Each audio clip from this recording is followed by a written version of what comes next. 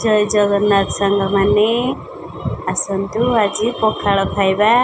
आज लंच रे मोर पखाल तो पखाल तो पई साग तो निहाती दरकार साग भाजी नहीं पोड़ा पोड़ी सब कर देछि जन्नी आलू भेंडी बैगण टमाटर बड़ी की मध्य पड़ी आलू पड़ी और देसी पोटल दीटा पड़ी सब पोड़ा पोड़ी कर सारा पर धुआ धुई कर सजेदेली। प्रथम भात नहीं जाए बासी पखाल से लेंबू दबा तोराणीटा बहुत टेस्ट लगे। तो साग भजा नहीं साग भजा नहीं सारापर माछा देसी पोहला माछ भजा ताकू नहीं पियाज रसुण कंचा लंका यहाँ पूरा चकटा हे चकटा हो सहित खिया हे।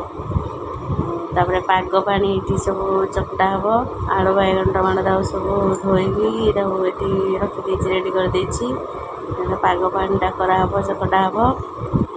पखाल आउ कौन दरकार एति तो ही यथेष्ट। आमती खरा गरम रे गरम तो खाया को जमा इच्छा होनी तो आज भाविली टे पखाल खाईदेवी।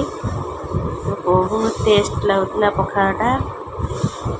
आपण मैंने ये गरम रे पखाल खाई ना नहीं कमेंट रे निश्चय कहे। देखो बहुत टेस्ट होता आज पखाल साग माछ और चकटा पखाल तो यहाँ मेन जिनस आ कौन दरकार अधिका आउ किसी दरकार नहीं। तो देखो बहुत टेस्ट होता आज पखालटा मुझे खाइली आपण मैंने भी खातु रोचे।